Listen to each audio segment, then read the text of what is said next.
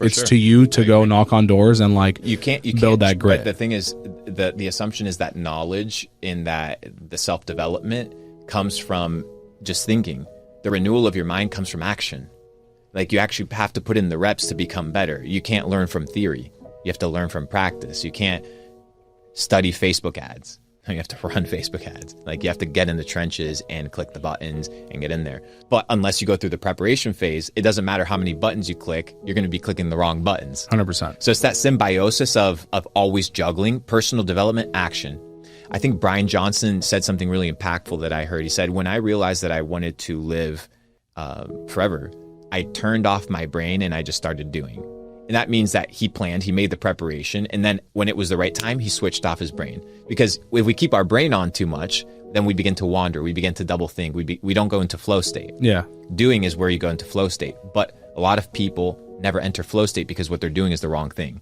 So it's more so, don't take the first step unless you understand what your end destination is. And it doesn't have to be a billionaire. No, I need to make 10 grand.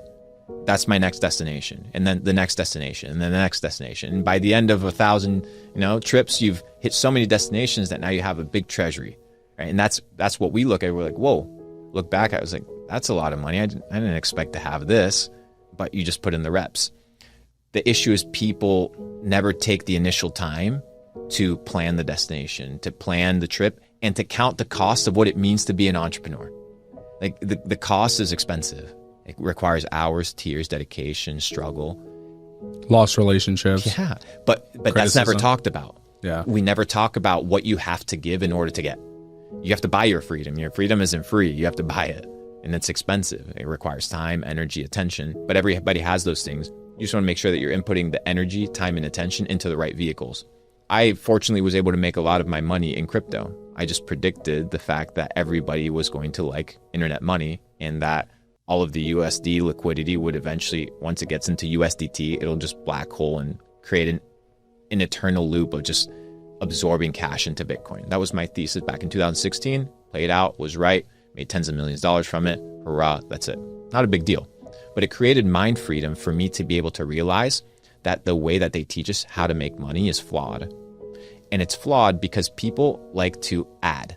They like to add $1, 2 weeks wait, they add another $100. If you want to make real money, you have to multiply. You have to play the game of multiplication. You have to play the game of arbitrage. You have to play the game of leverage. And these are the games that they don't teach you. And these games were taught to me by the players that respect you by leveling up.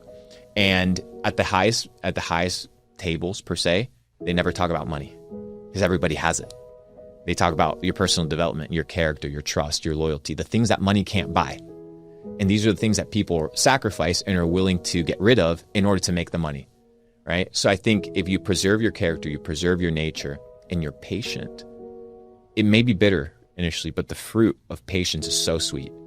Your first 5 years, your first 10 years, you're going to have to hustle. You're not going to skip it. The guy that made $1 million on a meme coin, that's the guy that made $1 million on a meme coin. Is very rare. It's a blue moon. It doesn't happen. It doesn't occur to everybody. If you want to make money, it has to come from not luck. It has to come from opportunity development. That development comes from skill repetition, and it comes from rep maxing. You have to go hardcore in your reps. There's an individual that talks about bodybuilding in a very philosophical way. He was a contender for Mr. Olympia, and his name is Mike Mentzer. He talks about the way of developing a perfect physique equates to 3 necessary parts. And these 3 necessary parts apply to any endeavor of life. So if you apply these 3 endeavors of life and these 3 endeavors in life, any action that you take, you can master, whether it's fitness, whether it's health, whether it's business. When he says intensity, how hard you go at something. You know the time you go to the gym and you kind of half-ass it versus the time when you go all in. Intensity matters in business as well. The second one is extensity. How long do you go to the gym? Do you go 6 months? Do you go a year? Do you go 3 years? And then repetition. So how hard do you go at something? How long do you go? Duration, stamina. And every interval is how many repetitions, how much intensity in every single one of these units. Whether you emit that same pattern in the gym, in business, and in life, if you have an intensity, extensity, and frequency, you cannot lose. So go hard all day, input the reps, Input the action towards a desired result, and the desired result is inevitable. Whether it's money, whether it's achieving a relationship, a specific physique, anything can achieve if you have the right input. Agreed.